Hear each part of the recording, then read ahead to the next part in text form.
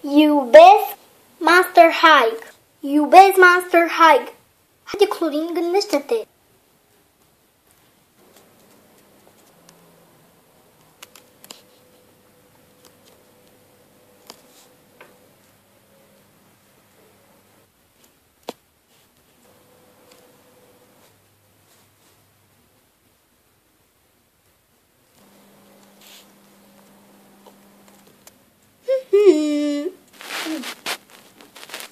Oh, uite pe Deus.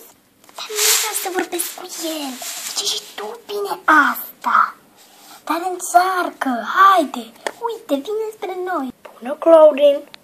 Bună, Deus. Bună, Jennifer. Jennifer, Oh, nu, repede. Trebuie să o sărut. Trebuie, ca să revină la normal. știi ceva? Putea să folosești pe Spectra. Cum adică să folosești pe Spectra? Măi, Spectra are un centru de a face bine. Și putea face bine pe Jennifer. Totuși, tu înțelegi ce are și ea?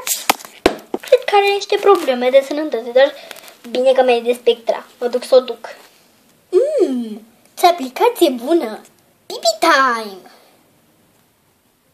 Oh, Spectra, spune că acesta este centrul tău de a face bine oamenilor? Păi, practic, da!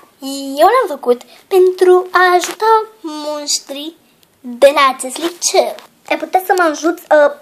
Jennifer a leșinat și aș dori să o ajuți. Jennifer a leșinat? Da, e ceva în regulă cu asta? Ce este? Nu, dar... Opriți! Stai puțin. Eu sunt Spectra.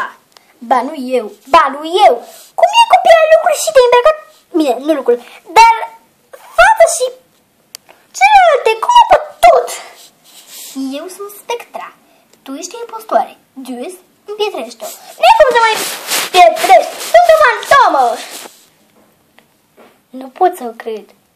Spectra nu e așa de rea. Deci, ea e Spectra. Da! Abuz impostoară. Pleacă. Bine, dacă așa vrei să jucăm,